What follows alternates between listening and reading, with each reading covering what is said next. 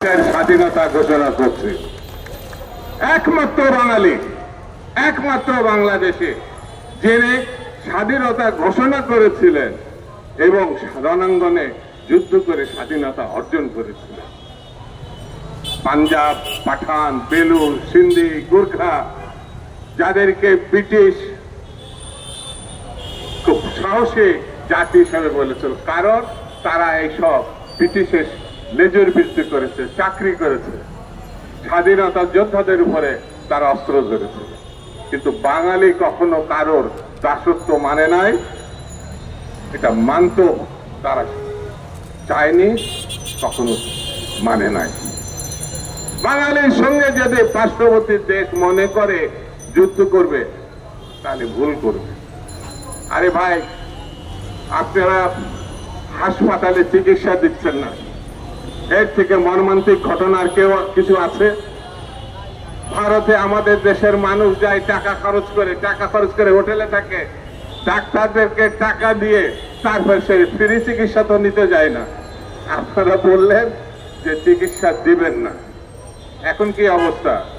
আপনাদের হাসপাতাল ফাঁকা হয়ে গেছে, অনেককে আপনাদের চাকরি চলে যাচ্ছে, হোটেল একেবারে ফাঁকা, যে হোটেলগুলোতে বাঙালিরা থাকতো, খেত। এখন কলকাতায় যেসব সংবাদ আসছে সেগুলো মর্মান্তিক। আমরা তো ভাই ইচ্ছা করে এসব বন্ধ করেন, আপনারা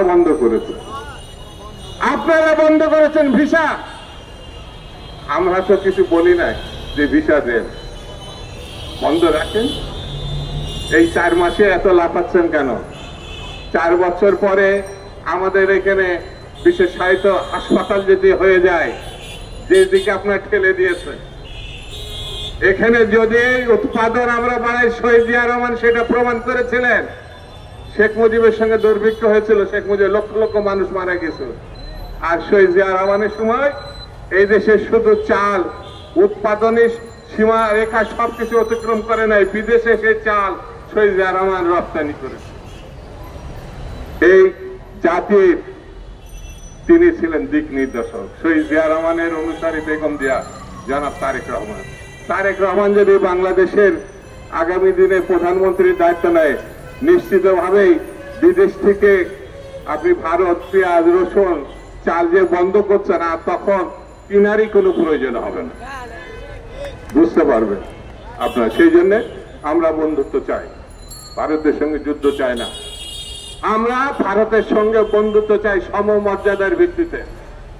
আমরা ভারতের সঙ্গে মর্যাদার সঙ্গে যদি বন্ধুত্ব হয়, দ্বিপাক্ষিক হয়, স্বাধীন জাতির সঙ্গে স্বাধীন জাতির বন্ধুত্ব হয়, তাহলে আমাদের কোনো আপত্তি নাই।